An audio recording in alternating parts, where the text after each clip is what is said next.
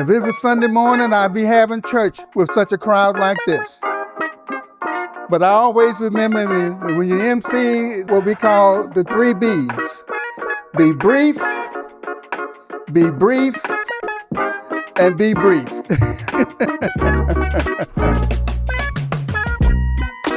To represent the 5th and 6th generation of Simon and Mackey Williams. We come today to honor our ancestors from their perseverance and the hope that was shaped on the anvil of adversity, that we stand before today and boldly proclaim that we are still here. Hello, my name is Michael. Today we come together to celebrate and remember our ancestors and family members we will not forget. Please continue to bless and strengthen this family, and we thank you for this food we are about to eat. Amen.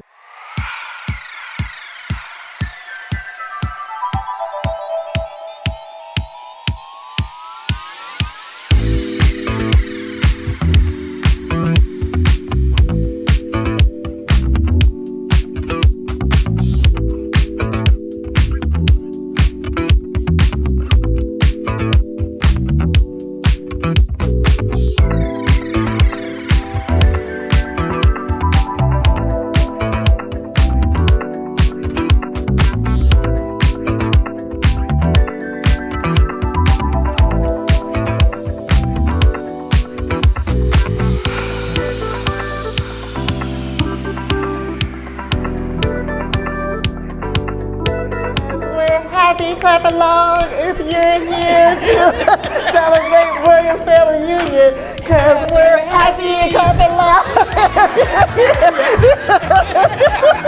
Okay, now. All the Williams ladies, all the Williams ladies, all the Williams ladies, all the Williams ladies. All the Williams ladies.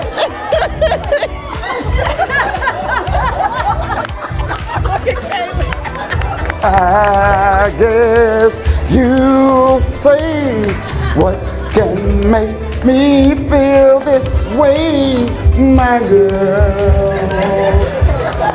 Talking about my girl, my girl. To say the words he truly feels, and not the words of one who kneels. The record shows I took the blows and did it my way.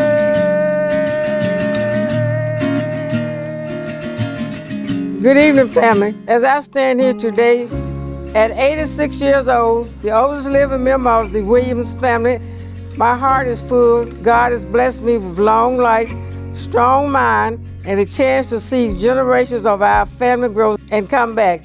Together right here today, I was born in Charleston, Mississippi, the first of 8 children.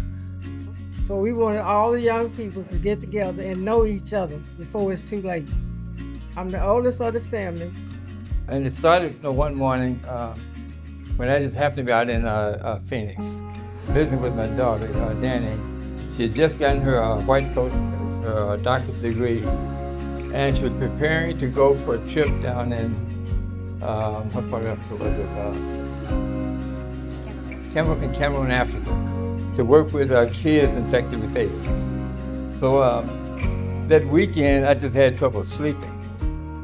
And what it was that I reflected on the fact that how little my kids knew about me, how little they knew about my life growing up, and I just wanted to share that. So that evening, it was like, it's been about 20 years ago, I just started writing, scribbling notes. And then that went to the point of taking a microphone and going around to all the uncles and aunts and talking with them about what their childhood was like, and just compiling all of it so I can help to communicate that to my family. So in the book, when you get around to reading it, there's a passage I talk about a game we used to play as kids, toss the ball, where you generally toss the ball from one to the next, with the intent being not to drop that ball. And the question is what happens if somehow you drop that ball, does the game end? And I took that to a comparison of life itself. You know, where our life can be like a ball, like that game where everything is going along just fine. But what happens when something interrupts it? And for our family, that was when my mother died when I was 16 years old. We had no father in our life, and all of a sudden we were abandoned, and the question was, what's going to happen with these kids? And there was a lot of discussion among the uncles and aunts as for it may be too much for one person to handle all four of us, so we ended up getting split up, getting separated. The reason we decided to come together and have this reunion because family is everything. And from growing up, we were separated, and we didn't have that strong family tie that we would have had if we would all been together from the beginning of time to the end of time.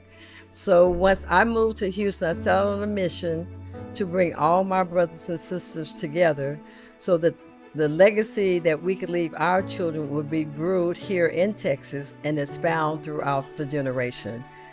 This was a brainchild of my older brother, Ricky, who wanted to just bring the family together. And so over the years, there have been many what we will call gatherings, but this is the first time we have come together. And I think it was the act of love. We all pulled together, worked together, and made it a success. And for that, I'll be forever and eternally grateful. As a person of the cloth, family is very important. And it reminds me of the Bible story that when Joshua got ready to cross over the Jordan River, that they built some stones. And the question was, what mean these stones? And the answer was, they were to tell their children how God had delivered them from bondage. So family reunion, to me, we look at our humble beginning and the struggle and the pain that our forefathers went through in order that we may enjoy the privileges that we have today. It did not come easy. It was on the back and sacrifice of others. And to me, it's very important that this information is transferred down to the younger generation so that they would try to achieve more than we have achieved and know that nothing is impossible with them as long as God is on their side. Family is not just blood. Family is showing up. Family is forgiving. Family is helping each other. Family is keeping tradition alive. Family is remembering where we came from. And where we came from is a line of strong peoples who worked hard, prayed hard, loved hard, and kept going on what life threw at, and kept no matter what life threw at them. As the matriarch of this family, I want to leave you with this. Take care of each other, stay close, don't wait for funerals to reunite. Teach your children who they came from, and keep the family name strong. My name is Kendra Lewis. I'm Ricky Lewis' daughter. I am Amy Lewis' granddaughter. So to see all of our family together at this stage, watching aunts and uncles that I grew up with, as a young person, learned a lot from, put in this much effort to bring us all together. I just want to say thank you. We've had a beautiful weekend. We've learned a lot about history. We've learned more to humanize the adults in our family. We always see them as superheroes, and we appreciate you all so much for the lifestyle you've given us, the education, the upbringing, the culture, and just we have a lot of rich history, and we really appreciate you. I may be 86, but I'm still watching, still praying, and still proud of every one of you.